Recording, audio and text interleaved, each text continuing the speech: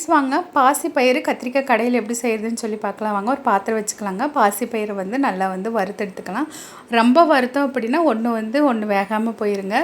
மிதமான தீயில் வச்சு வறுத்து எடுத்துக்கலாம். அது வாசனை வந்தோடனே அடுப்பு ஆஃப் பண்ணிவிட்டு ஒரு சொம்பு தண்ணி ஊற்றி ஒரு அரை மணி நேரம் ஊற வச்சுக்கலாங்க. அந்த ஹீட்லேயே தண்ணியில் ஊறிட்டு இருக்கும். இப்போ நம்ம குழம்புக்கு தாளித்து விட்டுக்கலாம். குக்கர் வச்சுக்கலாங்க. எண்ணெய் ஊற்றிக்கலாம். எண்ணெய் காஞ்சதுக்கப்புறம் கடுகு, அதுக்கப்புறம் பார்த்திங்கன்னா சீரக மிளகு பொரிஞ்சதுக்கப்புறம் சின்ன வெங்காயம், பூண்டு, காரத்துக்கு தேவையான அளவுக்கு வரமிளகாய், கருவேப்பிலை சேர்த்துக்கலாங்க. பச்சை மிளகாய் சேர்த்து செய்யும்போது இன்னும் நல்ல டேஸ்ட்டாக இருக்குங்க. ஒரே ஒரு தக்காளி மட்டும் சேர்த்துக்கலாங்க. தக்காளி பாசிப்பயிறு குழம்புக்கு பார்த்திங்கன்னா தக்காளி அதிகம் சேர்க்க வேண்டியது இல்லைங்க. ஒன்று சேர்த்தாலே நல்லாயிருக்கும். அதிகம் சேர்த்துட்டா நல்லா இருக்காது. இப்போ கத்திரிக்காயும் கூட சேர்த்துக்கலாங்க.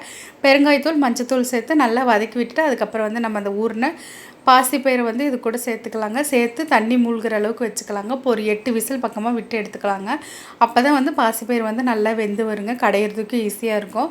இப்போ தண்ணி நல்லா சுத்தமாக வற்றிருச்சுங்க. இப்போ கொஞ்சம் ஒரு டம்ளர் அளவுக்கு தண்ணி ஊற்றி நல்லா கொதிக்க விட்டு குழம்புக்கு தேவையான அளவுக்கு உப்பு போட்டு நல்லா கொதிச்சதுக்கப்புறம் பார்த்திங்கன்னா நல்லா கடைஞ்சி எடுத்துக்கலாங்க.